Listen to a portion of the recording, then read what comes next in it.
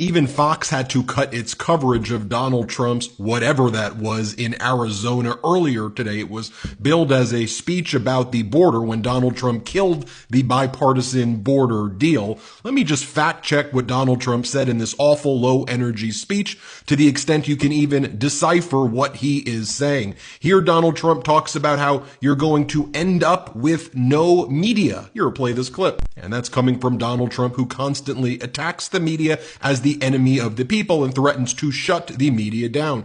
Then Donald Trump started talking about drug climbers. Here, play this clip. Then Donald Trump is talking about how he says it's very sad for the country. Then he talks about it's sad for the country the way that Biden was taken out in a coup. Donald Trump is obsessed with President Biden. Here, play this clip. Then Donald Trump tries to attack Vice President Kamala Harris by saying she destroyed San Francisco and California, that nobody can even go to California anymore. Newsflash, I'm living in California. It's actually very nice in California. And then he goes, it was much better 15 years ago. Jessica Tarlov has a great fact check of that. She's been talking about that on The Five and on other Fox shows. Here, watch this.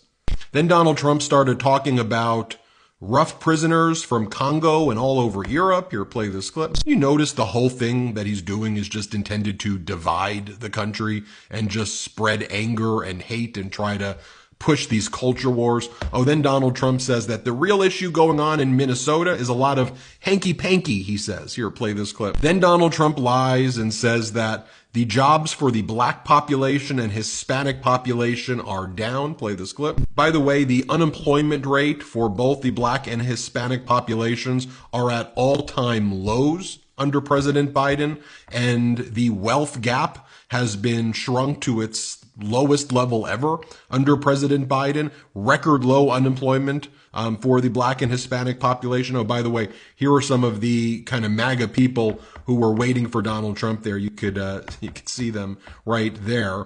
And then let me show you this, because as Donald Trump was speaking there, you had J.D. Vance being asked a very simple question about what's your reaction to the fact that all of these Republican leaders are supporting Vice President Kamala Harris. Watch how awkwardly J.D. Vance answers this question. Play it.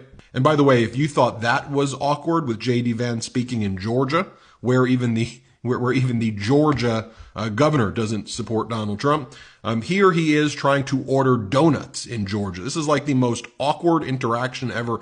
J.D. Vance does not know how to order donuts. Here, play this clip. You know, and whenever I show you clips about Donald Trump talking about the border, you know, I always want to show you that the conservative Republican senator from Oklahoma was the one who led negotiations of a bipartisan border deal. And he says that Donald Trump and the MAGA elements of the Republican Party killed a bipartisan border deal that, by the way, was supported by the Border Patrol Officers Union and, again, supported by Langford, who's like one of the most conservative members in the Senate, because Donald Trump said that creating chaos at the border would be a winning issue for him. Like, here's one clip of James Langford saying that. Play the clip.